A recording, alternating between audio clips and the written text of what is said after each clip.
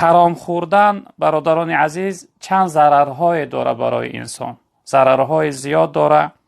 یکی از ضررهای او این است که دعای انسان به درگاه خداوند اجابت نمی شود. دعای انسان به درگاه خداوند قبول نمی شود. در روایت پیغمبر بزرگوار صلی الله علیه و سلم تن که هر انسانی که یک لقمه، یک قطره، یک جرعه چیزی حرام وقتی از در گلوش فرو ببره، خداوند تا 40 روز عبادت وی قبول نمیکنه، تا 40 روز عبادت وی رد می شود از درگاه خداوند. در روایت دیگر که این حدیث مسلم و ترمذی روایت کردن، این حدیث پیغمبر بزرگوار صلی الله علیه و سلم می فرمایند که شخصیت سفر می براید، مسافر می شود، سر و دهنی پر از گرد و غبار به موی جولیده، اثر غربت در سر و بدن وی پیچیده، وی دستاشو به سوی آسمان می برداره، یا ربی یا ربی گویان دعا میکنه، حالا آنکه طعامش حرام است، شرابش حرام است، زاد راهش حرام است، توشه راهش حرام است. آیا این چنین شخصیت من چی نوع دعاش اجابت کنم، دعاش قبول کنم؟ انسانی که وقتی از لقمه حرام، از طعام حرام، از نوشاکی حرام استفاده برد، دعای وی در درگاه خداوند قبول نمی شود.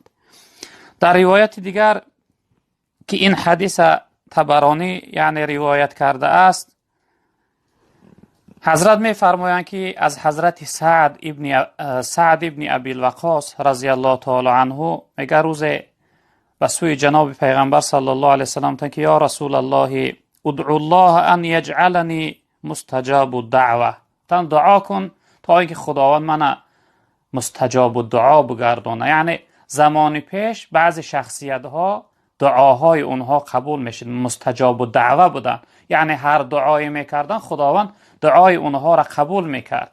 مردم نزد اونها میرفتن، از اونها دعا میپرسیدن، در حق هر شخصیت هر دعایی میکردن خداوند دعای اونها را قبول میکرد. چون این شخصیت ها هستن که مستجاب الدعا هستن، دعا کنن خداوند دعاهاشون قبول بگردونه.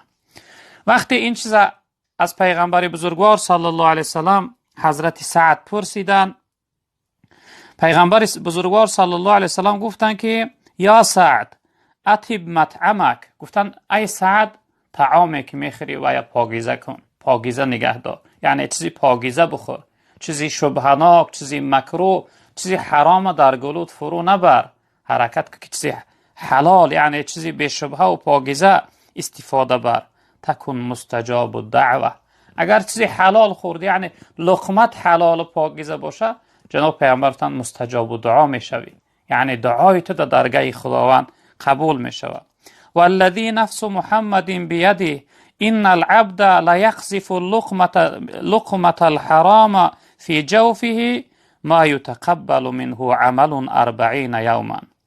پیغمبر بزرگوار صلی الله علیه و سلم قسم به نام همون الله که اختیار جان من محمد در اختیارش است، در ید قدرتش است، قسم به همون الله هر انسانی که یک لقمه چیزی حرام در گلوش فرو برد تا 40 روزه خداوند عبادت وی قبول نمیکنه، عبادت وی رد میشه.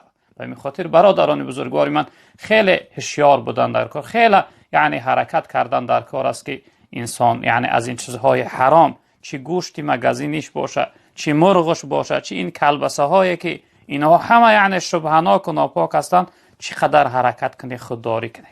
حضرت ابوبکر صدیق رضی الله تعالی عنه را در دورش میگه قحطی آمده بود، یک کنیز خدمتگار داشت، اون میرفت کار میکرد و خوراکه می آورد، چند روز رفت دست خالی آمد، روز میگه کمی طعام آورد، حضرت میگه یک لقمه خورده بودن، یک لقمه خوردن، بعد از اون در فکر زد، بعد کنیز خدمتگارش فریاد کرد، گفت تو این از کجا آوردی، چند روز رفتی خالی آمده بودی؟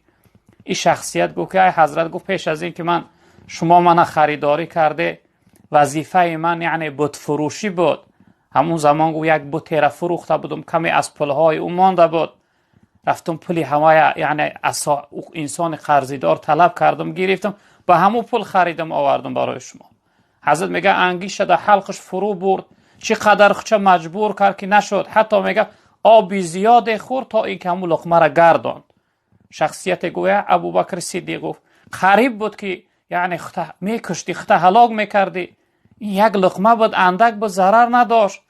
حضرت گفتن قسم به نام الله اگر به برآمدن جان من این لقمه میبرآمد، من ایرا میبرآوردم، نمیماندم که لقمه ناپاک یعنی در شکم و در گلوی من بمانه. به این خاطر برادران بزرگوار، سببی که ما اینقدر دعا میکنیم خداوند بلا را از بالامون دور نمیکنه، وبا را از بالامون دور نمیکنه، مشکلی هامون آسان نمیگردونه، سببش این است که امروز لقمه های ما ناپاک شدن. به این خاطر برادران بزرگوار من حرکت کنه، یعنی گوش نشد مرغ نشد، دیگر چیزهاش هستن، یعنی دیگر چیزها را گرفته خوره.